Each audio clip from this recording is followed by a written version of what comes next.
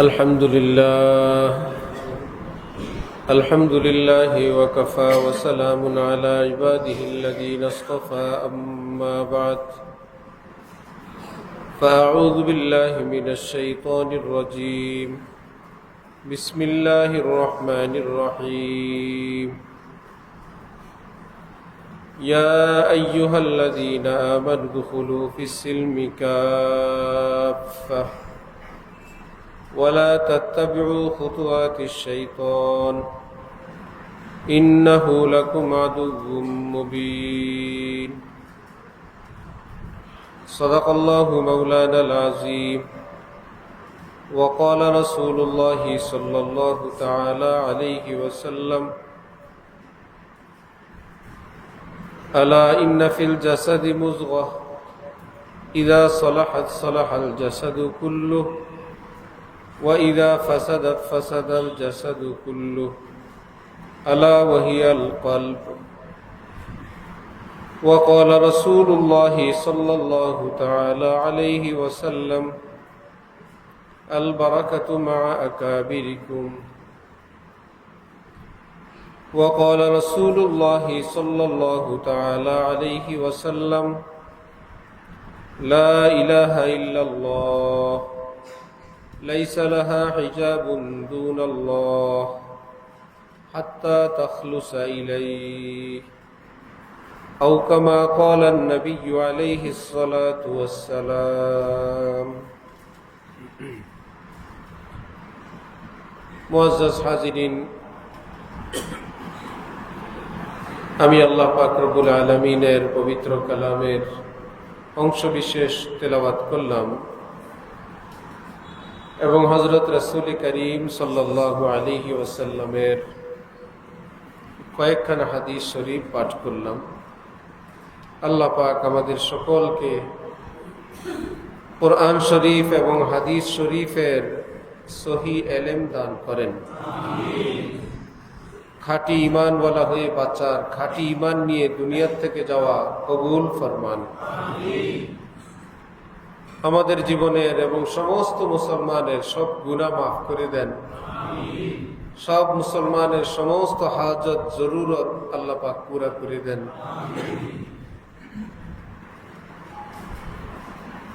যেই কোরআন নবীজির উপরে নাজিল আল্লাহ পাক করেছেন, এই পৃথিবীতে আজকে সেই কোরআনই আছে। নবীজির হাদিসগুলো, সমস্ত হাদিসগুলো সংরক্ষিত আছে। এই কোরআনকে সামনে রেখে, এই হাদিসকে সামনে রেখে শত শত হাজার হাজার দল, ফেরকা, গ্রুপ, সম্প্রদায় এই পৃথিবীতে পয়দা হয়ে গেছে। হবে না শত শত, হাজারে হাজার।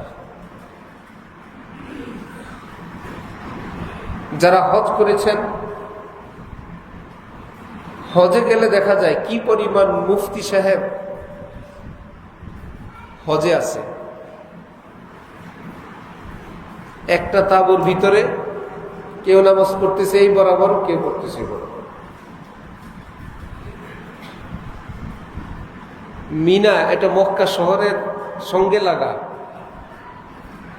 এখান থেকে ৮-১০ কিলোমিটারের মধ্যে হইল মক্কা শরীফ, কাবা শরীফ।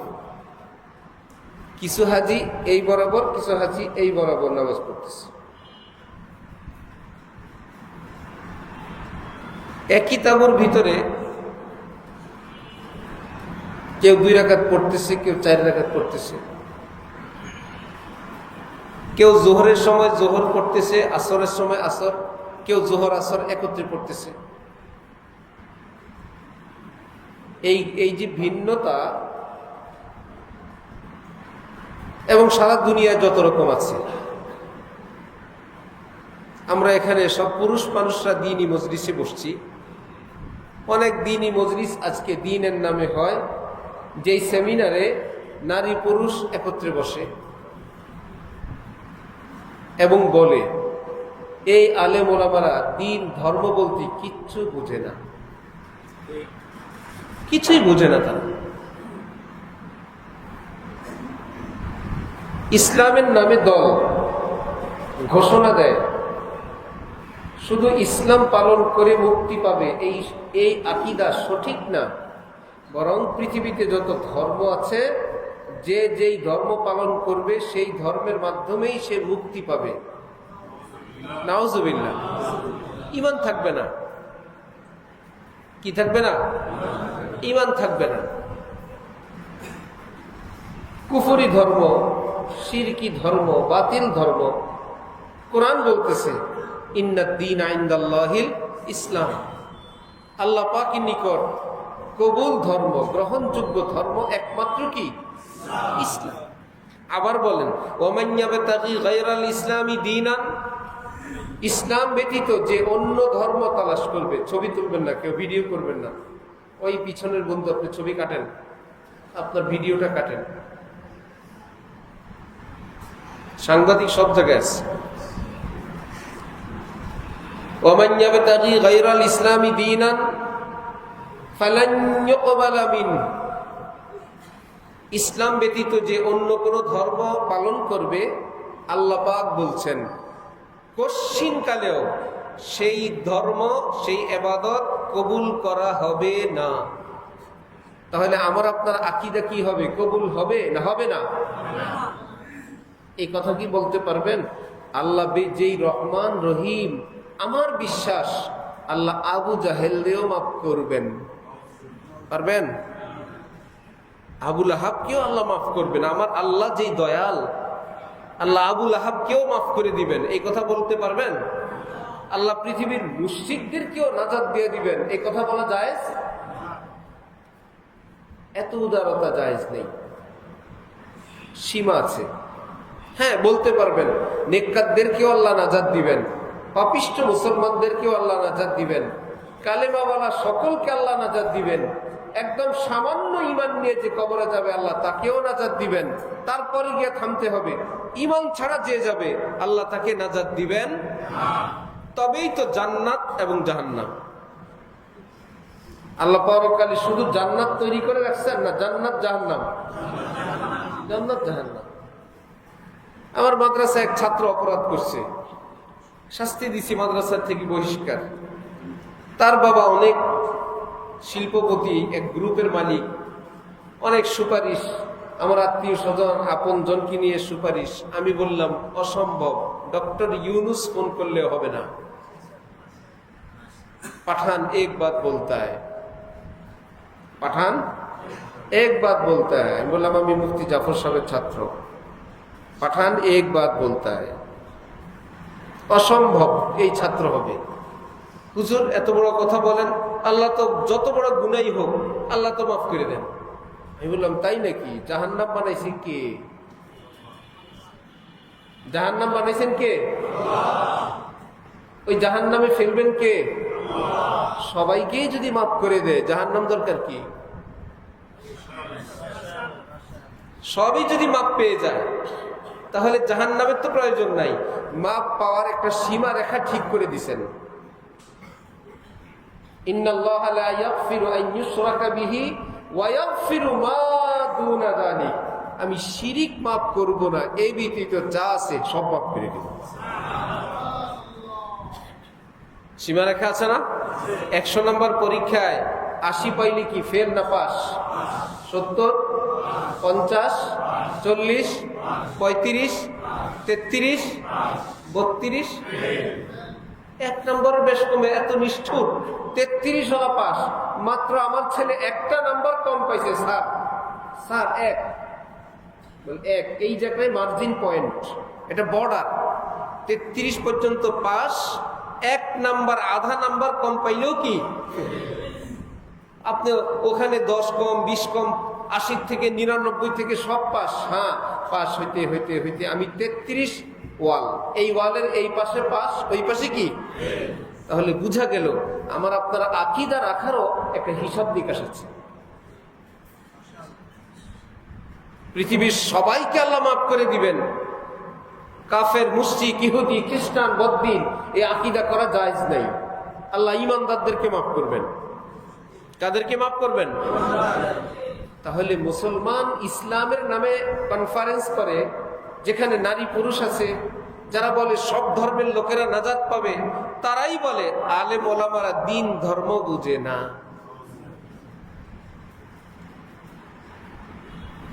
কোরআন কোরআনের জায়গায়, হাদিস হাদিসের জায়গায় ঠিকই আছে।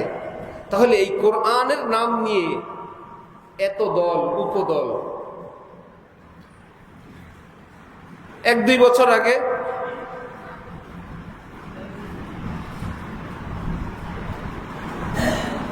আটিবাজার ওদিক থেকে আমি গাড়ি দিয়ে আসতেছি, ওয়ালের মধ্যে লেখা আল্লাহ মোহাম্মদ আব্দুর রহমান। আমার নামটা মনে নেই, কিন্তু নামের আগে আল্লাহ আছে, মোহাম্মদ আছে।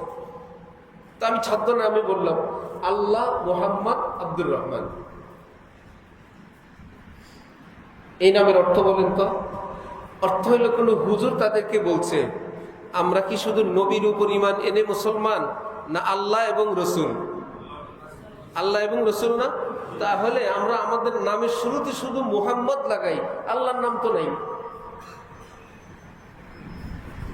মোহাম্মদ আব্দুর রহমান, মোহাম্মদ আব্দুল্লাহ, মোহাম্মদ ইসমাইল, আমাদের অঞ্চলে সব মোহাম্মদ না? তো মোহাম্মদ তো নবীর নাম, আল্লাহর নাম বাদ দিয়ে আপনি খালি নবীর নাম দিবেন? হুজুরের মূর্খ মুরিদরা ভক্তরা তো বলছে জি হুজুর। কি করতে হবে? আমরা আমাদের নামের শুরুতে খালি নবীর নাম দিব না, আল্লাহ এবং নবী দুজনের নাম দিয়ে তারপরে নাম রাখবো। এরপরের থেকে ওনারা তার ভক্তরা এখন সব আল্লাহ মোহাম্মদ আব্দুল্লাহ, আল্লাহ মোহাম্মদ আব্দুর রহমান, আল্লাহ মোহাম্মদ শিমুল, আল্লাহ মোহাম্মদ সাগর সৈকত। মুহাম্মদ সাল্লাল্লাহু আলাইহি ওয়াসাল্লাম তিনি কি খালেক না মাখলুক? সৃষ্টিকর্তা না সৃষ্টি? আল্লাহ সৃষ্টিকর্তা, স্রষ্টা। তিনি তো চিরঞ্জীব, তিনি হাইয়ুন, তিনি কাইয়ুম, তিনি অনাদি, তিনি অনন্ত। নবীজি কি এখন আছেন দুনিয়ায়? ছিলেন না? তার আগে কি ছিলেন? আগেও ছিলেন না, মধ্যখানে ছিলেন, এখন নাই। আল্লাহ কি এমন? এত কথার ব্যাখ্যা কি প্রয়োজন? সংক্ষেপে বুঝাই দিছে। আমরা আল্লাহ রসুলকে মানি, সুতরাং রসুলের চেয়ে আল্লাহ বড়। খালি রসুল রসুল বললে হবে না, মোহাম্মদ আব্দুল্লাহ বললে হবে না, আল্লাহর নামও সাথে নিতে হবে। তারা তো ভাবছে আরো বড় হুজুর পাইছি, আগের যুগের হুজুররা তো শুধু মোহাম্মদ বলছে, এই হুজুর আল্লাহরেও যোগ দিছে। ইসলামের ব্যাখ্যাই তো এই যে একটু বুঝায় বললাম। আল্লাহু আকবার। একই ক্লাসের ছাত্র MBBS, অথবা আপনি আরো নিচে আসেন ক্লাস 5, যারা পাশ করে এই ক্লাসের ছাত্র সবাইকে একই নাম্বারে পাশ করে? ফার্স্ট বয়, সেকেন্ড বয় থাকে না? লাস্ট বয় থাকে না? আবার আমরা ঢালকানগর পড়ি, এক ছাত্র সবসময় নিচের দিকেই তার সিরিয়াল আসে, একবার 4 নম্বর হয়েছে। কত নাম্বার? এটা তার কাছে এত বড় খুশির, আমরা ধরে তার কাছে মিষ্টি খাইছি আর হাসছি, একে অপরের দিকে তাকায় আর হাসে। 4 হলে কেউ মিষ্টি খাওয়ায়? তার কাছে 4 হলো মিষ্টি খাওয়ানোর ব্যাপার। যে এত নিচে ছিলাম, আল্লাহ আমাকে 4 নম্বর পর্যন্ত দিছে, নেও মিষ্টি খাও। আরেক ছাত্র সবার নিচে নাম আসে সব সময়, এর নিচে আর কেউ নেই। ঘটনাক্রমে এক পরীক্ষায় একজনের উপরে উঠে গেছে সে, তার খুশির কোনো শেষ নাই। রুম ফাটায় ফেলতেছে যে আমি একদম খারাপ না, আমার চাইতে খারাপ আছে একজন। হঠাৎ জানা গেল এদের নাম্বার যোগে ভুল হয়েছে। ওই নোটিশ বোর্ডের মধ্যে আবার নাম পাল্টায় দিছে, তার নাম আবার নিচে দিয়ে ওই লোকের নাম উপরে দিয়ে দিছে। এখন রোমের মধ্যে এসে বলে তো ইজ্জু মান তাশা ওয়া তুযিল্লু মান তাশা, আল্লাহ যাকে চায় ইজ্জত দেয়, যাকে চায় বেইজ্জত করে।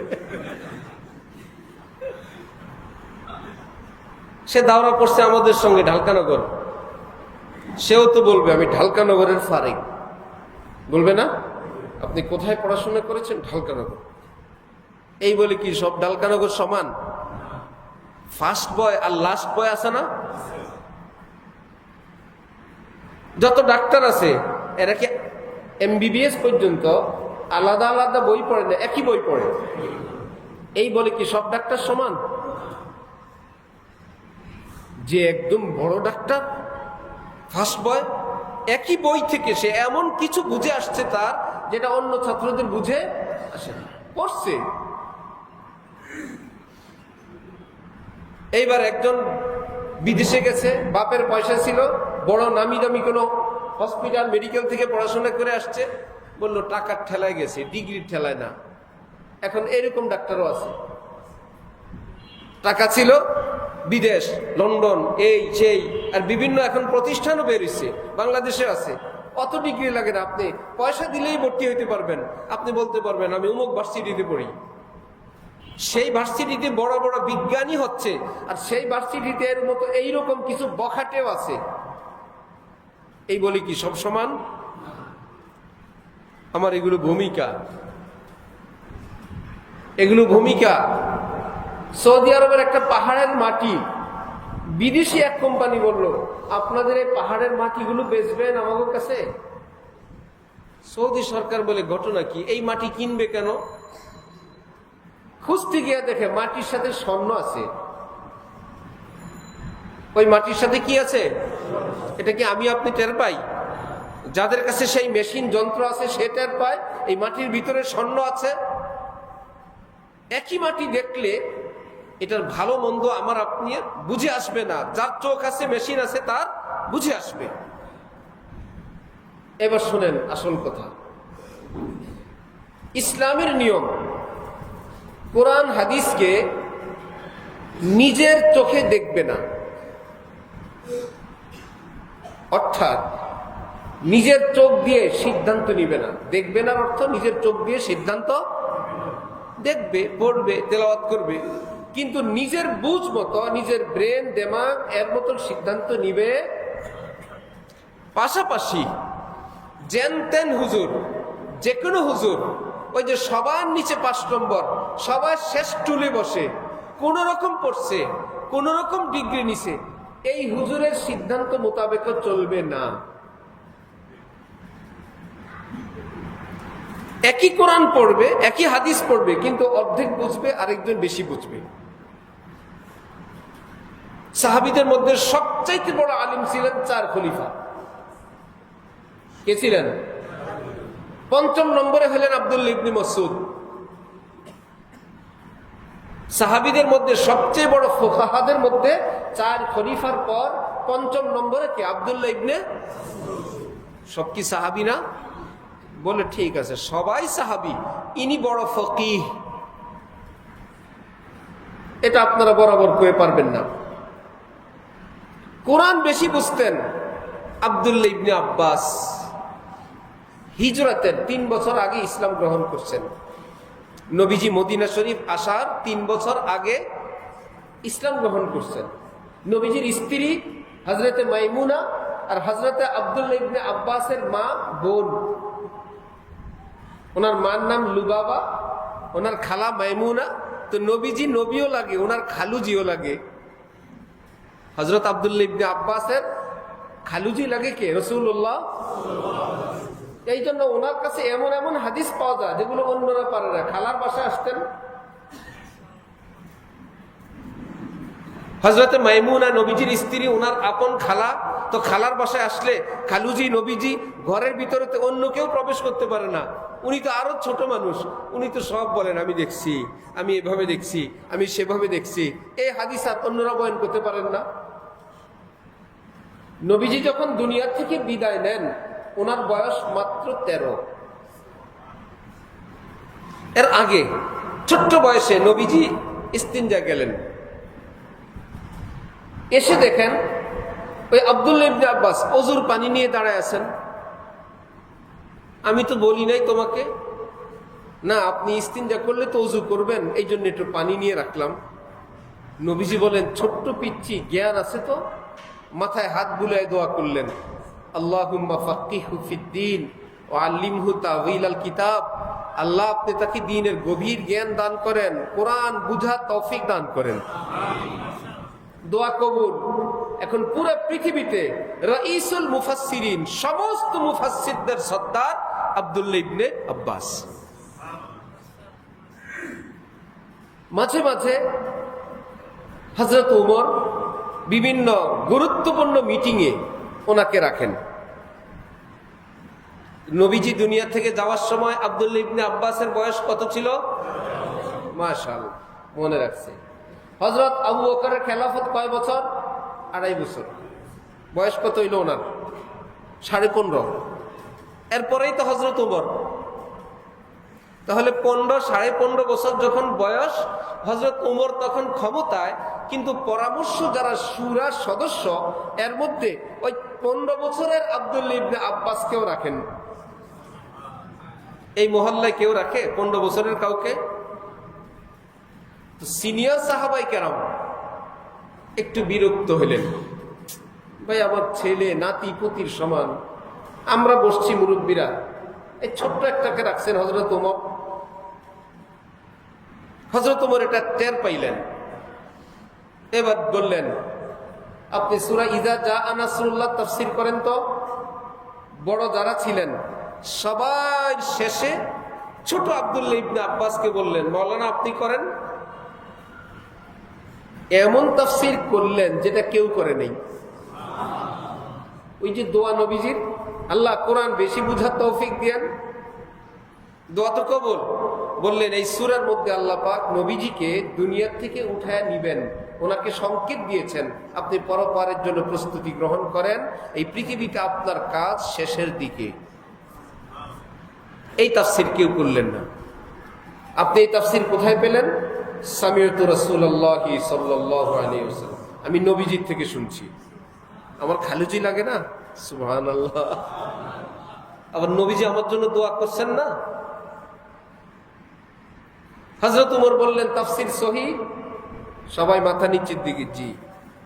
আতালুমুনি বাদা হাযাল ইয়াউম, আজকের পরে যদি আপনাদের সিনিয়রদের সঙ্গে এই ছোট সাহাবী আব্দুল্লাহ ইবনে আব্বাস মিটিং সিটিং এ বসেন, আপনাদের কোনো আপত্তি আছে?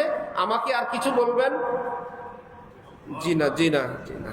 সুবহানাল্লাহ। আমরা আজকে পারি নাই, আব্দুল্লাহ ইবনে আব্বাস পারলেন। তাহলে বোঝা গেল সূরার সদস্য হওয়ার যোগ্য আমাদের চেয়ে সে বেশি। তাহলে এক কোরআনকে সবাইকে একই রকম বুঝলেন না? যিনি এলমে বড় তিনি বেশি বুঝলেন। বেশি বুঝার লোক আছে না? সাহাবীদের মধ্যেও ছিল।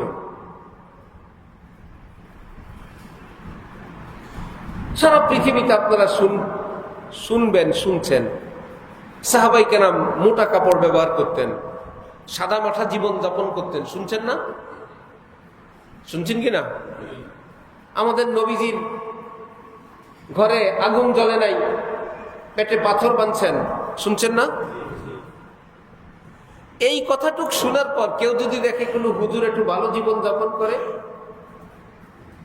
নবীজি কত কষ্ট করছেন, সাহাবীরা কত মোটা সালাগাই দিছেন, আর ওনারা কারণ কি? অল্প একটু জানছে আর একটু জানে নেই। কি ব্যাপার? ইসলামের প্রথম যুগে সাহাবীরা গরিব ছিলেন, কারণ অনেকে হিজরত করে মদিনায় আসছেন, ঘর বাড়ি ব্যবসা বাণিজ্য সব রয়ে গেছে, আর অন্যান্য কারণে। মদিনা শরীফ আসার পর ব্যবসা বাণিজ্য গনিমত সব মিলে আল্লাহ এমন ধন দৌলত দিলেন, হযরত আবু হুরায়রা যিনি ক্ষুধার তাড়নায় রাস্তায় বেহুশ অচেতন, আল্লাহ পাক ওনাকে ইসলামের গভর্নর বানায় দিলেন। এত শাহী জীবন, মখমলের কাপড় দিয়ে নাক পরিষ্কার করেন আর বলেন বাক বাক আবু হুরায়রা, সেই ক্ষুধার্ত আবু হুরায়রা, আল্লাহ তোমাকে এত সম্মান দান করছেন। এইটুকুনের চর্চা নাই। হযরত আবু হুরায়রা শ্রেষ্ঠ সাহাবীদের একজন, ওনার ক্ষুধার কথা আপনার মনে আছে? উনি যে শাহী জীবন যাপন করছেন, এটা কি ইসলামের বাহিরের না ইসলাম? কারণ এইটা হলে তো হুজুরদেরকে একটু চাপ দেওয়া যায় না, ঠিক না? এটা যদি গ্রহণ করে তাহলে একটু দিনদার পরহেজগার ভালো মানুষ যারা, তাদের একটু খোঁচা মারা যায় না? এই জন্য এটা যেটা দিয়ে হুজুর মারা যায়, আমাকে ফরিদুজ্জামান সাহেব হুজুর ফেরিঘাট না, ওনার ব্যাপারে আমি ডাইরেক্ট শুনি না, এক মাধ্যমে শুনছি। উনি নাকি এক বয়ান বলছেন, আপনাকে ঢাকায় কারো মসজিদের নামাজ হয় না কেন? ইমাম সাহেব দূরের দেশের মানুষ, যার নিজের বাড়ি সে হলো মুকিম, অন্য শহরে গিয়ে যদি থাকে সেখানে সে মুসাফির, ঠিক না? মুসাফিরের 4 রাকাতওয়ালা নামাজ কত? 2 রাকাত। এক সপ্তাহে তিনি যদি সেখানে 15 দিন বা আরো বেশি দিন থাকার নিয়ত করেন একত্রে, যে আমি ইনশাল্লাহ আরো 15 দিন, 1 মাস 2 মাস থাকবো, তখন তিনি সেখানে কি হয়ে যান? 4 রাকাতওয়ালা। আর যদি এতদিনের নিয়ত করতে না পারেন, অনেক দিনও যদি থাকেন, একবার নিয়ত করছে 10 দিন, কাজ হয় নাই, আরো 10 দিন, কাজ হয় নাই বা আরো 10 দিন, অমুক দিন কাজটা হয়ে যাবে। বিশেষ করে যারা বিদেশ যায়, এই পার্টির হইলো এরকম ডেট বাড়তে থাকে, আর 15 দিন, আর 1 সপ্তাহ, এইরকম যদি কেউ বছরও থাকে, মুসাফিরে থাকবে, একবারেতে সে 15 দিনের নিয়ত করতে। তো হুজুর ব্যাখ্যা করে বললেন, আপনাদের ইমাম সাহেবরা যে দেশের থেকে আসে, কারো চাকরি 15 দিন আসে, এই নিয়ত তো করতে পারে না। তো আমি যে 15 দিন বারাগড়তলায় থাকবো, এই নিয়ত তো আমার নাই। তো বেচারা তো মুসাফির না, তাহলে তার উপর নামাজ কয় রাকাত পড়ায়? কয় রাকাত? তো হবে কেমনে নামাজ? মজা করে বলে, সব জায়গায় তো আর এরকম না। মজা করে বলে, মানে মানুষের আকীদাকে শুদ্ধ করার জন্য বলছেন, যে আপনারা যেরকম নিজের হাতের মুঠায় মনে করেন, জনগণ ভোট দিয়ে সরকার বানায়, ক্ষমতায় যায়, যাওয়ার পর আইন বানানোর সময় কি আমাদেরকে জিজ্ঞেস করে না? নিজেরাই বানায়। তারা নির্বাচন করে স্পিকার, সংসদের স্পিকার কে হবে এটা তারা নির্বাচন করেন, প্রেসিডেন্ট কে হবে তারা ঠিক করেন। কিন্তু স্পিকার নির্বাচন করার পর স্পিকার কি তাদের নিচে থাকে না উপরে চলে যায়? তারা কি বলতে পারে, আপনারা আমরা বানাইছি স্পিকার? বানাইছো, কিন্তু বানানোর পর তো আমি উপরে এসে গেছি, এখন আমি যা বলি তাই। তোমাকে যদি ভালো না লাগে আবার অনাস্থা ভোট দিয়ে নামিয়ে দাও। অধিকাংশ সংসদ সদস্য যদি বলে এই স্পিকার চাই না, স্পিকার শেষ। কিন্তু সেই অনাস্থা ভোটের আগ পর্যন্ত স্পিকার স্পেশাল, স্পিকার সংসদের প্রধান, তিনি যা বলবেন তাই হবে। এখানে কেউ বলতে পারবে না আমরা বানাইছি, পারবে?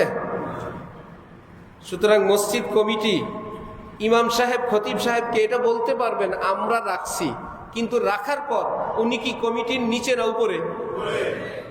রাখছেন আপনি, আপনারা না করে দেওয়ার ক্ষমতাও আছে, কিন্তু যতদিন রাখবেন তিনি যেই নামাজে যায় নামাজে দাঁড়াবেন, এই যায় নামাজ হযরত মুহাম্মদুর রাসূলুল্লাহ সাল্লাল্লাহু আলাইহি ওয়াসাল্লাম।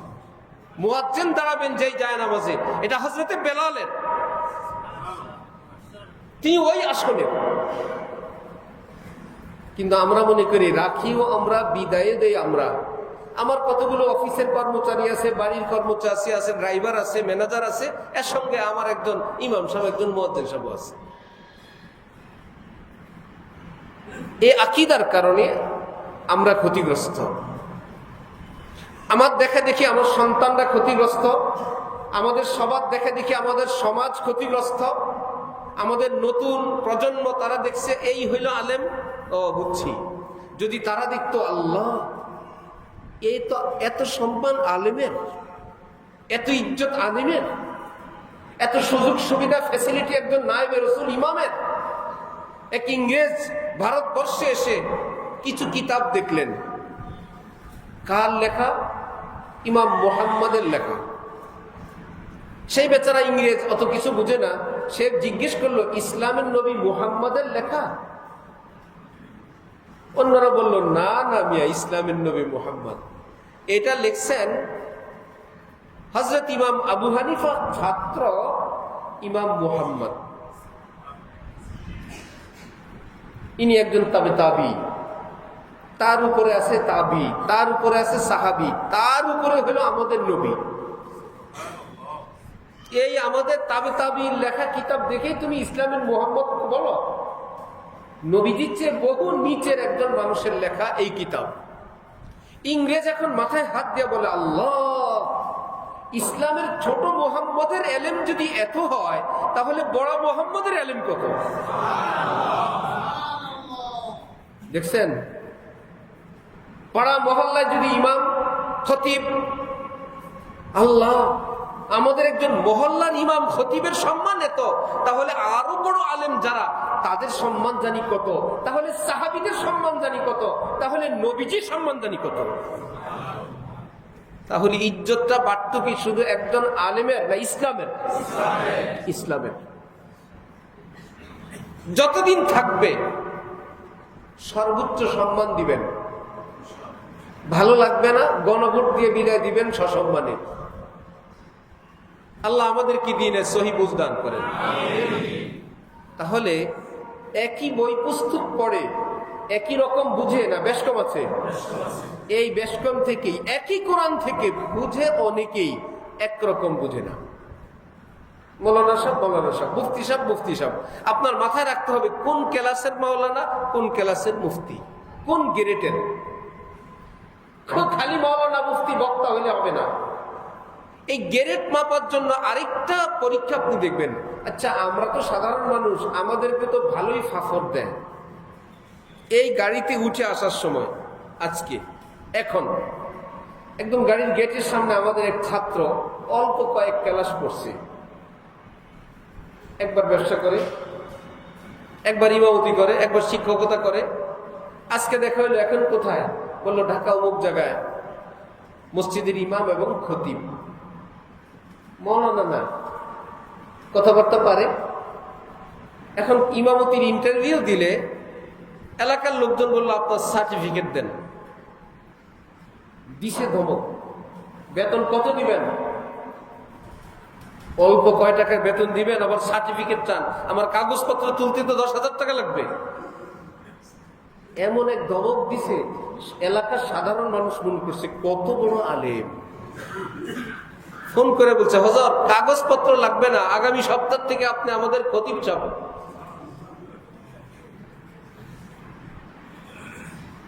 এটা কি কোন আলেমরে পারবে? আপনাদেরকে পারবে না? কথা বলেন না কেন? আপনাদেরকে পারবে কিনা? কোন আলেমকে পারবে? আমি বাদামতলী নামাজ পড়াই,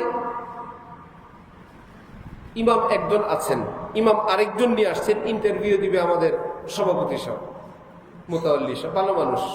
এইটুকুন ভালো যে খতিব সাহেবের অনুমতি ছাড়া ইমাম রাখা যাবে না, এইটুকুন উনি বুঝেন। ইমাম একজন নিয়ে আসছেন, রুমের ভিতরে ইমাম সাহেবকে আমি বললাম কোন মাদ্রাসায় দাওরা পড়ছেন? অমুক মাদ্রাসায়।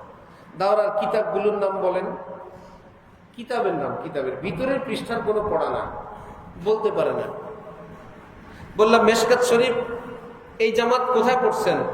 এই কিতাবগুলোর নাম বলেন। আশ্চর্য কথা, কিতাবের তো কোনো প্রশ্ন করলাম না, মাত্র কিতাবের নাম জিজ্ঞেস করলাম, এই পারে না। কি হুজুর, কি মৌলানা? এইবার বললাম আপনাকে হাজী সাহেব পাইছেন কোথায়, কি পরিচয় আসলেন? বললেন আমি পাঠাওর হুন্ডা চালাই। উনি আমার হুন্ডায় উঠছেন, কথায় কথায় জানতে পারছেন আমি বলছি আমি আলেম। উনি আবেগ এসে গেছেন, একজন আলেম এই কাজ করবে, আমার একটা মসজিদ আছে, আপনি ইমামতি করেন, দেখতে শুনতে উপযুক্ত। এই গল্প আমি ওনার সঙ্গে করতেছি। তো সভাপতি মোতাওয়াল্লি যিনি মসজিদে ছিলেন, আমি রুমের ভিতরে, তো যেই ইমাম আছেন ওনাকে বললাম তো হাজী সাহেবকে ডাকেন। উনি তো পালাই গেছে গা। কত পালাইছে? যখন দেখছে ওনার আনা ইমামের এই অবস্থা, ও তো পালায় চলে গেছে। আপনি ধরবেন, আপনি দমক দিবেন। একজন ব্যবসায়ী, একজন হাজী সাহেব, একজন নামাজি, তাকে পাঠাওয়ালা, হুন্ডাওয়ালা, নিজের হাফেজ আলেম বলে জাহের করে মসজিদ পর্যন্ত তো আসতে পারছে। যদি তিনি এরকম একজনকে, জাননেওয়ালা একজনকে দিয়ে পরীক্ষা না করাইতেন, ইমাম হয়ে যেত না? তাহলে ইসলামের বিষয়গুলো কি আমরা নিজের চোখে দেখব না আলেমের চোখে দেখব?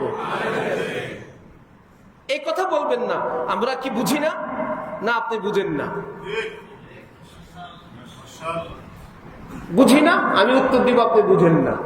আবার আপনি আমাকে বলবেন আপনি বুঝেন না, টেনশন করেন না, আমি বলবো আমিও বুঝি না। আপনি আর আমি সামান্য বেশ কম। আপনাকে বুঝেন না বলে আমি বলবো না আমি বুঝি, আমিও বুঝার পাটি না।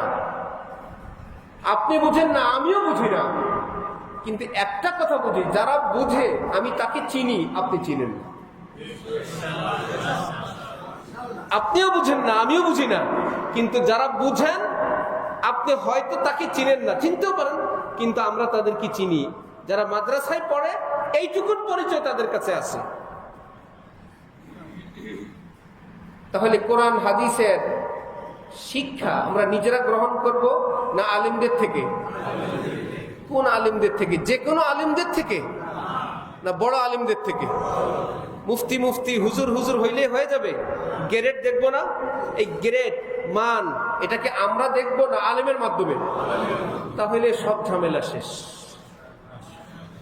সব শেষ, দরবার শেষ, সিন্নি সালাত শেষ, জিকির আজকার শেষ। আর যদি ফুটানি করেন আমাদের জ্ঞান নাই, তাহলে আপনি সিটি গোল্ড স্বর্ণ বলে কিনবেন। আগের ছিনতাইকারী যেগুলো, ওগুলো মোটামুটি টান দিত স্বর্ণ। এখন আমাদের যাত্রাবাড়ি তো অ্যাভেলেবেল, মানে গেলে 2-10 বারের মধ্যে একবার পেয়ে যাই।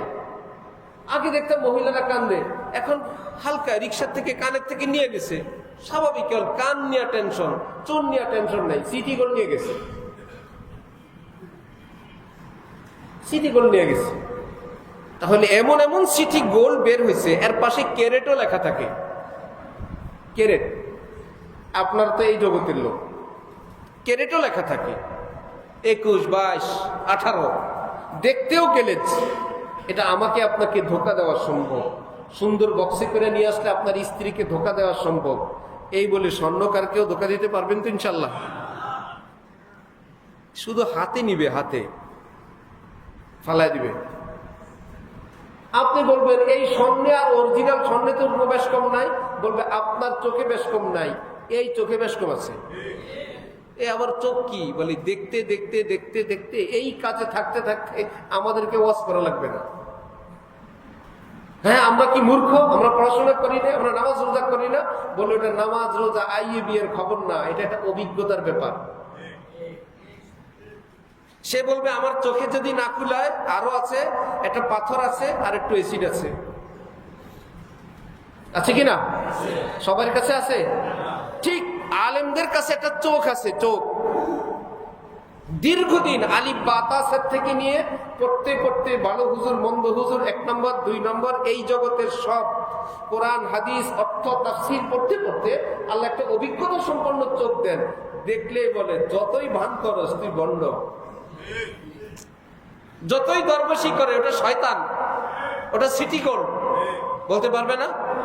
যদি ধরতে না পারেন এমন শয়তান চোখ দিয়ে ধরা যায় না, তাহলে কোরআন হাদিসের কোষ্ঠী পাথরে একটু ঘষা দিয়ে বলবে শয়তান শয়তান। এটা কি সবার কাছে আছে না আলেমের কাছে? তাহলে এই আখিরি যুগ, এই ফিতনার যুগ, হাজারো রকমের ফিতনা ইন্টারনেটে, এলাকা এলাকায়, দরবারে দরবারে, এই হুজুর সেই হুজুর, এ বলে এ জান্নাতি পার্টি, এ বলে সে বেহেশতি পার্টি। এই ফিতনার যুগে ইসলামকে আমরা একা একা নিজেরা বুঝবো না আলেমের মাধ্যমে? যে কোনো আলেম না শ্রেষ্ঠ আলেম? সেই শ্রেষ্ঠ আলেম নিজেরা নিজের বেয়াইসাব বাইসাব এই দিয়ে খুঁজবো না, আলেমের কাছে জিজ্ঞেস করবো। আলেমের কাছে আলেমের কথা জিজ্ঞেস করবেন। এই কথাগুলো আমার না, আল্লাহ পাক কোরআন শরীফে বলেন আর রহমান ফাসআল বিহি খাবীরা, রহমান কি শান কো কিসি বাখবর সে पूछो। আমি আল্লাহর কথা জিজ্ঞেস করবা পানওয়ালার কাছে না, মুদি দোকানে না। আল্লাহর খবর রাখে যারা, তাদের কাছে জিজ্ঞেস করবা, ডাক্তার কাছে জিজ্ঞেস করবা না। আজকে আমরা জিজ্ঞেস করি কাকে? গুগলকে। জিজ্ঞেস করি কাকে? ফেসবুককে। জিজ্ঞেস করি কাকে? ইউটিউবকে। জিজ্ঞেস করি কাকে? নিজের বন্ধু বান্ধবকে। জিজ্ঞেস করি কাকে? এই কোনো পিসাবের কাছে কিছুদিন যাতায়াত করে তাকে। জিজ্ঞেস করি কাকে? হজ করে দাড়ি রাখছে তাকে। জিজ্ঞেস করি কাকে? কিছুদিন নামাজ পড়ছে তাকে। জিজ্ঞেস করি কাকে? একটু তাবলীগি সময় লাগাইছে তাকে। আল্লাহ পাক বলেন না না, তাকে না, হক্কানি কোন আলিমকে জিজ্ঞেস করো। তখনই তিনি বলবেন সহি গলত। যখন মুসলমানরা এই কথা বলা শুরু করছে আমরাও বুঝি, তখন থেকেই সব শেষ। এজন্য আমার মুসলমান ভাইয়েরা, ছোট্ট শিশু চেরাগ, কুপি, বাতি, সেটাকে যে দেখে এবং ধরতে চায়, সে তার চোখে ওই আগুনটাকে কি আগুন মনে করে না ফুল? বড় মানুষ সেটাকে কি ফুল মনে করে না আগুন? আশ্চর্য কথা। ছোট্ট শিশু বলে আমাকে মোবাইল দাও বাবা, সে মনে করে মোবাইল আমার আনন্দের জিনিস। মা বাবা বলে মোবাইল তার জন্য ক্ষতিকর জিনিস। সিদ্ধান্ত কারটা? বাচ্চাটা সঠিক না বড়টা? ওই শিশুরটা না মুরব্বীরটা? এই শিশু যেরকম আগুনকে আগুন বুঝে না, বাচ্চা যেরকম মোবাইলের ক্ষতিটা সে বুঝে না, ঠিক আমরা যারা ইমানের দিক থেকে শিশু, ইসলামের দিক থেকে শিশু, আমাদের দৃষ্টিতে এরকম আগুনকে আমরা ফুল মনে করি, এরকম ক্ষতিকর জিনিসকে ভালো মনে করি। আল্লাহ রাসূল সাল্লাল্লাহু আলাইহি ওয়াসাল্লাম বলেন, কেন তোমার অভিভাবক নাই, তোমার মুরব্বী নাই, আমি নাই দুনিয়ায়, আমার কোনো নায়েব কি নাই তোমার জগতে? তার কাছে জিজ্ঞেস করো। তিনি যদি বলেন আগুন, তোমার চোখে যদি তুমি বলো না ফুল, তোমার ফুল বাদ দাও, তার আগুনকে আগুন মনে করো, জান্নাত পেয়ে যাবা। যুক্তি তর্ক দিবা, ধ্বংস হয়ে যাবে।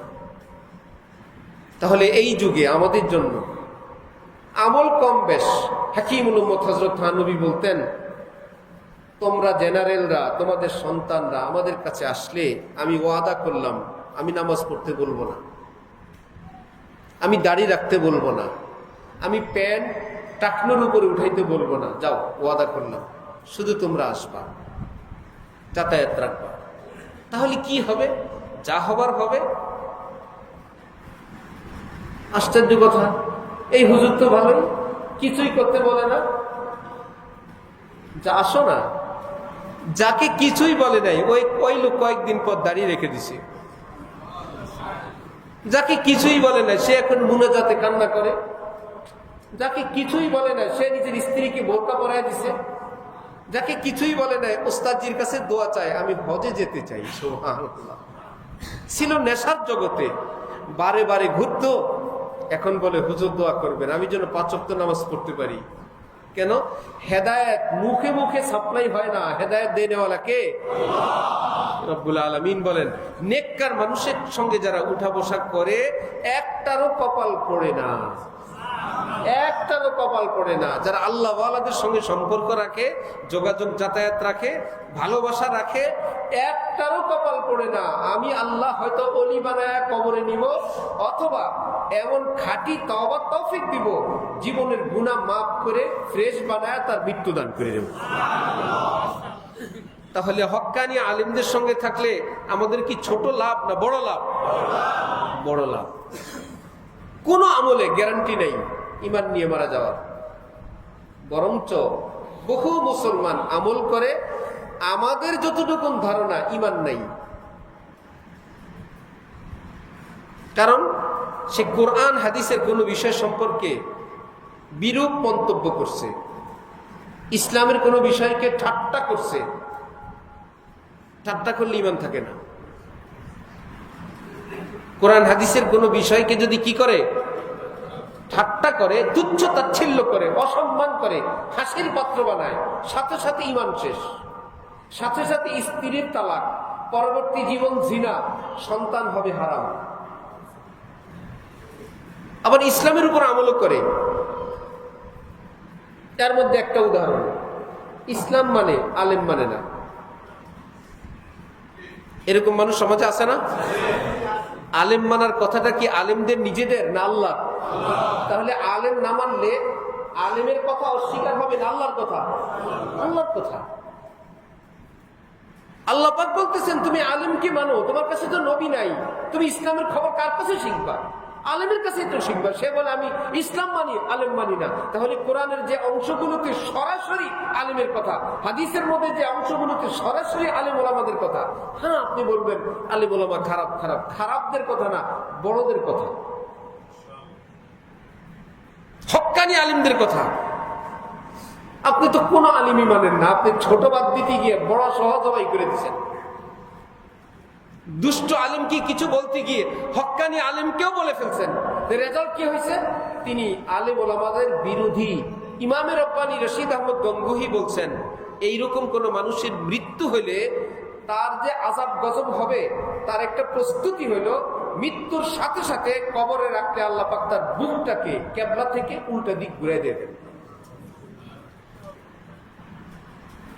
হযরত গঙ্গুহি বলতেন, কবর খনন করে দেখ বেটা, এইরকম কোন চিহ্নিত বেয়াদব যার মৃত্যু হয়ে গেছে তওবা ছাড়া, কবর খনন করে দেখো, তোমরা রেখে আসছো কিবলার দিকে মুখ মুখ, আল্লাহ পাক বলছেন না, তোর সঙ্গে সম্পর্ক আমার নাই, উল্টা দিক ঘুরাও, এটা আযাবের যোগ্য। শাস্তিটা ছোট না। ভুল বিচ্যুতি আলেমদের আছে। আলেমরা নবীও না, রসুলও না, ফেরেশতাও না। আলেম মানে কি নবী, রসুল, ফেরেশতা, নিষ্পাপ না, এলেমওয়ালা। আলেম মানে কি ওয়ালা? আমলওয়ালা, এলেমওয়ালা। আমাদের সমাজেরই মানুষ, হইতে পারে কোনো ভুল বিচ্যুতি। আলেমের যদি ভুল হয় আল্লাহ পাক তাকে আবার তওবার তৌফিক দেন, সেই মানের, উচ্চ মানের। এবং এই মানের আলেম তারাই তো আমাদেরকে আল্লাহ রসুলের কথা বলবেন। আমরা যদি সবাইকে নিষেধ করি, আমরা যদি সবার বিরুদ্ধে বলি, ইসলাম শিখবো কার কাছে? এবং আমার এই ভাষা, এই আচরণ আমার বাচ্চারা দেখতেছে, আমি শিক্ষক হইলে আমার ছাত্ররা দেখতেছে, আমরা সমাজের দায়িত্বশীল হইলে আমাদের ছোটরা দেখতেছে, এর পরের প্রজন্মের কি হবে? এই জন্য আমাদের ঈমানের বুনিয়াদ খুব মনে রাখবেন বয়ান শেষের দিকে, আমাদের ঈমানের বুনিয়াদ এবং ভিত্তি হক্কানি আলেম ওলামাদের প্রতি আস্থা বিশ্বাসের উপর। আমাদের ঈমানের বুনিয়াদ ভিত্তি কিসের উপর? হক্কানি আলেম ওলামাদের প্রতি আস্থা বিশ্বাসের উপর। হাকিম মোহাম্মদ থানভী বলেন, কোন মানুষ যদি এরকম হয়, আলেম ওলামাদের প্রতি তার কোনো আস্থা বিশ্বাস নাই, তার ঈমানের 1 মিনিটের গ্যারান্টি নেই। 1 মিনিটের কোনো গ্যারান্টি, যখন তখন সে কাফের হয়ে যাবে। বিষয়টা ছোট না, যত ছোট সেটা তত ছোট না, অনেক বড় বিষয়। হ্যাঁ, শ্রদ্ধা করতে পারি না, ছোট হয়ে থাকবো, একটা ভুল হয়, সেটা অপ্রয়োজনে সেটা চর্চা করব না। সংশ্লিষ্ট যে ব্যক্তি তাদেরকে দিয়ে, ওই আলেমি দিনে হইতে পারে কারো বাবার চায়ের পেয়ালায় একটা পোকা মাছি পড়তে পারে না, বাবা এই বলে কি বলবেন আকল জ্ঞান নাই, বুঝ নাই, দেখে ভাই সেই চায়ের পেয়ালা থেকে মাছিটাও সরানো দরকার, আমার আব্বা আমার শ্বশুরের সম্মানটাও রক্ষা করা দরকার। উনি তো সবসময় এমন করেন না, অ্যাক্সিডেন্টলি হয়ে গেছে, কিভাবে জানি পোকা একটা আসছে, উনি হয়তো দেখেন নাই, হইতে পারে। এই বলে এই সুযোগে তাকে আপনি বলতে পারবেন না বলদ, বোকা, চোখ নাই, কাপের মধ্যে মাছি এই চা খায়, এটা বলা নিষেধ, আদবের খেলাফ। আল্লাহ আমাদেরকে দ্বীনের সহি বুঝ দান করেন। আল্লাহু আকবার, আল্লাহু আকবার। হযরত মাওলানা ফজলুর রহমান গঞ্জ মুরাদাবাদী, ব্রিটিশ আমলের শাইখুল হাদিস, যার কাছে রাজা বাদশারা আসতেন ইসলামের জন্য শিখতে, বড় বড় রাজা বাদশারা এসে কাঁপতে থাকতেন। তিনি বলেন, আমি যদি সবে কদর পাই, জানতে পারি আজকে সবে কদর, দোয়া কবুলের রাত্র, একটা দোয়া করব সারা রাত, আল্লাহ হক্কানি কোন আলেম, কোন আল্লাহওয়ালার সন্ধান আমাকে দান করেন। আমি তার নবীকে পাই নাই, আমি বলবো নবীর যে নায়েব এই পৃথিবীতে আছেন, আল্লাহ এইরকম কোন মানুষের সন্ধান আমাকে দেন। আমি সারা রাত এই দোয়া করব, কারণ আমি জানি এইরকম কোন মানুষকে যদি আমি পেয়ে যাই, আমি দুনিয়া আখিরাত সব পেয়ে যাব।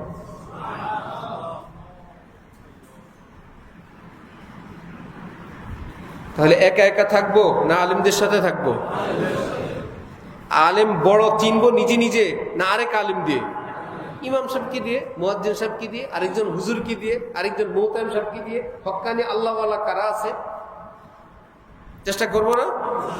চিকিৎসার জন্য আমাদের দেশ থেকে ভারতে তো অনেক যায়, গেছে, এখন চীনেও যায়, থাইল্যান্ডে, সিঙ্গাপুরে অ্যাভেলেবেল যায়। কি চিকিৎসা করার জন্য? দেহের, শরীরের চিকিৎসা করা সুন্নত, দেহের চিকিৎসা করা কি, আর ইমানের চিকিৎসা করা ফরজ। নিজের ইমানের চিকিৎসা করা, আত্মার চিকিৎসা করা ফরজ, ফরজে আইন। 10 কদম দূরে হইলে না, এত দূরে যাওয়া সম্ভব? আপনি বললেন হক্কানি আল্লাহর ওলি ঢাল কেন করবো? আবারে জিনজিরায় কে আছে বলেন? এত দূরে যাওয়া যাবে না, যাওয়ার টাইম নেই, গেলে অপেক্ষার টাইম নেই, যাবে নিজের টাইম মতো। ইনি কখন চেম্বার করেন সেটা জানতে হবে না? ওনাকে কখন কিভাবে পাওয়া যায় জানতে হবে না? হয়তো যাবে না, যদি যায় নিজের মন মতন গিয়ে 5-10 মিনিট বৈশা এসে যাবে। হুজুর বলছিল যাইতে, গেছিলাম, দরজাই খোলে না। আসলে আল্লাহকে পাওয়ার তৃষ্ণা জাগতে হবে, পিপাসা জাগতে হবে হক পাওয়ার, যেটাকে আমরা প্রতি রাকাতে ইহদিনাস সিরাতাল, তারপরে সিরাতাল্লাযীনা আনআমতা আলাইহিম। অর্থ হলো আল্লাহ আমাকে সিরাতে মুস্তাকিম দেন, অর্থাৎ এই অর্থাৎ আমাদের না, আল্লাহ। আল্লাহ বলতেছেন অর্থাৎ বলো, আল্লাহ সিরাতে মুস্তাকিম দেন বলো, আল্লাহ অর্থাৎ নবী এবং নবীর যারা নায়েব আমাকে তাদের পথ দেন। আমরা বলি নাই, স্বয়ং আল্লাহ। অর্থাৎ নবীর পথ সিরাতুল মুস্তাকিম, নবীর নায়েব যারা কিয়ামত পর্যন্ত থাকবেন, ওলামায়ে কেরাম হক্কানি, তাদের পথের নাম কি? সিরাতুল মুস্তাকিম। আল্লাহ বলেন নামাজের ভিতর আমার কাছে চাও, সিরাতুল মুস্তাকিম চাও, নবীর রাস্তা, হক্কানি আলেমের রাস্তা আমার কাছে চাও, এটাই সিরাতুল মুস্তাকিম, এটাই জান্নাতের পথ। নকশে কদম নবী কে হে জান্নাত কে রাস্তে, আল্লাহ সে মিলাতে হে সুন্নত কে রাস্তে। আল্লাহ আমাদেরকে খুব তৌফিক দান করেন। একটা ছোট্ট হাদিসের তরজমা, আদ-দীন ওয়ান নাসিহা। নবীজি বলেন দিন তো সব কল্যাণ কামনার নাম। সাহাবায়ে কেরাম বললেন কার জন্য কল্যাণ কামনা? নবী বললেন লিল্লাহ ওয়া লিরাসূলি ওয়া লিআইম্মাতিল মুসলিমিন ওয়া আম্মাতিহিম। যেই লোকের ভিতরে দ্বীন আছে তার মধ্যে কল্যাণ কামনা আছে। সাহাবীরা বললেন কার জন্য কল্যাণ কামনা? বললেন আল্লাহর জন্য, রসুলের জন্য, হক্কানি আলিমদের জন্য, সর্বসাধারণ মুসলমানের জন্য। ইয়া রাসূলুল্লাহ, আল্লাহর জন্য কি কল্যাণ কামনা? আল্লাহর উপর ঈমান আনা, আল্লাহর হুকুম মানা। রসুলের জন্য কি কালেমা আর কি কল্যাণ কামনা? রসুলকে সত্য রসুল মনে করা, রসুলকে মহব্বত করা, রসুলের বিধানের উপর আমল। আলেম ওলামাদের কি কল্যাণ কামনা? আলেম ওলামাদেরকে ভক্তি শ্রদ্ধা করা, আলেম ওলামাদের যেই বাতলানো এলেম সেই মোতাবেক আমল করা। কে হক্কানি আলেম তুমি চিনতে পারলে তাদের পরিচয়টা জনে জনে পৌঁছায় দাও। সে তো জানে না। হক্কানি আলেমদের পরিচয়ের প্রচার করা, এটা হাদিস বুখারী শরীফের। তাহলে সাধারণ মুসলমানের কল্যাণ কামনা কি? তাদেরকে গোমরাহি থেকে মুক্তির ব্যবস্থা করা, বেনামাজিকে নামাজি বানানো, তাদের ইজ্জতের ফিকির করা, তাদেরকে জান্নাতমুখী করার চেষ্টা করা। যার মধ্যে ঈমান থাকবে, আল্লাহ, রসুল, আলেম, মুসলমান সকলের ব্যাপারে অন্তরে একটা কল্যাণ কামনা থাকবে, এটা থাকার নাম দ্বীন থাকা। যার মধ্যে দ্বীন থাকবে, 4টা জিনিস থাকবে: আল্লাহর ব্যাপার, রসুলের ব্যাপার, আলেম ওলামাদের ব্যাপার, এবং সব মুসলমানের প্রতি তার একটা ব্যথা, একটা দরদ, এটা লক্ষণ, ভিতরে দ্বীন আছে। আল্লাহ আমাদেরকে সেই দ্বীনওয়ালা হওয়ার তৌফিক দান করেন। ওয়া আখিরু দাওয়ানা আনিল হামদুলিল্লাহি রাব্বিল আলামিন। ছোট্ট একটা আমল, ফজরের ওয়াক্ত হওয়ার পর সূর্য ওঠার আগে, অর্থাৎ সুবহে সাদিক থেকে নিয়ে সূর্য ওঠার আগ পর্যন্ত, ফজরের আগে, পরে, সুন্নতের পরে, পুরা টাইম এর মধ্যে যখন পারেন 100 বার সুবহানাল্লাহি ওয়া বিহামদিহি সুবহানাল্লাহিল আযীম, এটুকু তো পারেন। সুবহানাল্লাহি ওয়া বিহামদিহি সুবহানাল্লাহিল আযীম। তারপরে ওয়া বিহামদিহি আস্তাগফিরুল্লাহ ওয়া বিহামদিহি, সবটা মিলে হলো সুবহানাল্লাহি ওয়া বিহামদিহি সুবহানাল্লাহিল আযীম ওয়া বিহামদিহি আস্তাগফিরুল্লাহ। সে যত কঠিন ঋণগ্রস্ত হবেন, আল্লাহ পাক তাকে ঋণ থেকে মুক্তি দান করবেন। যত বড় কঠিন ঋণ থাকুক, আল্লাহ পাক তার ঋণ পরিশোধের ব্যবস্থা করে দিবেন।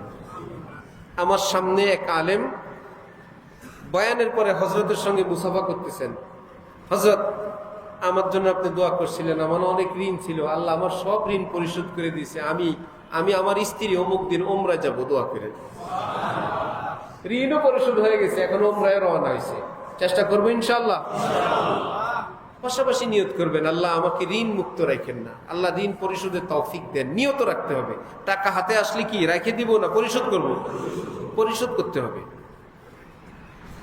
কারো যদি আরো আমল করতে চান ঋণ মুক্তির জন্য, সূরা কদর ডেলি 10 বার, এটার জন্য নির্দিষ্ট টাইম নেই, দিনে রাতে যে কোনো এক সময় সূরাতুল কদর, ইন্না আনজালনাহু ফি লাইলাতিল কদর, অল্প কয়েক লাইনের সূরা, ডেলি কতবার? 10 বার। আল্লাহ আমাদের সবাইকে ঋণ মুক্ত বরকতময় জীবন দান করেন। সব ধরনের জিন, ভূত, জাদু, টোনা, বান, দুর্ঘটনা, অ্যাক্সিডেন্ট থেকে নবীজির ভাষায় শতভাগ নিরাপদ থাকার জন্য আমল। কুল হুয়াল্লাহ, কুল আউযু বিরাব্বিল ফালাক, কুল আউযু বিরাব্বিন নাস। সকালে ফজরের পরে প্রত্যেকটা বিসমিল্লাহ সহ 3 বার করে, মাগরিবের পর 3 বার করে পড়ার পর মনে মনে আকীদা করবেন, আল্লাহ পাকের আসমানি সিকিউরিটির জ্যাকেটে ঢুকলাম, পৃথিবীর কেউ আমাকে টাচ করতে পারবে না। গুলি করলে গুলি লাগবে না, পিস্তল দিয়ে দিলে হবে না। নবীজি বলছেন আল্লাহ হেফাজত করবে, আমি আল্লাহর হেফাজতের এরিয়ায় প্রবেশ করব। কোনো জাদু কাজ হবে না, কোনো ভূত পেতনি কিচ্ছু হবে না। কুল হুয়াল্লাহ 3 বার, ফালাক 3 বার, নাস 3 বার, সকালে এবং সন্ধ্যায়। পারবো না ইনশাআল্লাহ? একটু কষ্ট করে করবেন। হ্যাঁ, সহজ হইলে হুজুরের কাছে যাওয়া, হুজুর এত কিছু পারবো না, একখান তাবিজ দেন। হুজুরের পকেট গরম। কি করেন আপনি? আছে হুজুর যদি টের পায় বলবে এটা তো একটু দামি তাবিজ, নরমালটা দিব না দামিটা? দামিটাই দেন। 51,000 টাকা। চেহারা শুরুতে গাড়িতে বাড়িতে টের পাওয়া যায়, একটু গরিব হইলে 11,000, আর একটু বেশি হইলে বলে এটা তো অনেক বড় টিম, আমাদের জিন্নাত আছে, জিনের টিম নিয়ে কাজ করতে হয়। এই টিমকে খরচ আছে, লক্ষাধিক টাকা যাবে, 1 লক্ষের বেশি লাগবে। দেখেন ওগুলো আবার পছন্দ হয়। আবার এমনি একটা আংটি দিয়ে দিবে, ঢাকায় এক আংটি হুজুর আছে, তাও লক্ষ লক্ষ টাকা আংটি। এটা দিলে আর বিপদ আসে না, এটা দিলে ব্যবসায় বরকত হয়। আপনাদের এই কোরআন হাদিস থেকে দূরে যাওয়ার কারণে এই আংটি হুজুর বেরিয়েছে। যখন দেখছে ফাঁকিবাজ কিছু লোক পাওয়া গেছে, অলসদের কাছে আংটি চলবে, এখন আংটি হুজুর বেরিয়েছে। আংটি হুজুর না, আমরা হব সুন্নতওয়ালা। কেমন ইনশাআল্লাহ? আংটি হব আংটিওয়ালা না সুন্নতওয়ালা? সুন্নতওয়ালা হন। লক্ষ কোটি আংটির চেয়ে পাওয়ার বেশি। আল্লাহ আমাদেরকে সবাইকে সহি আকীদা, সহি আমলের তৌফিক দান করেন। ওয়া আখিরু দাওয়ানা আলহামদুলিল্লাহি রাব্বিল আলামিন।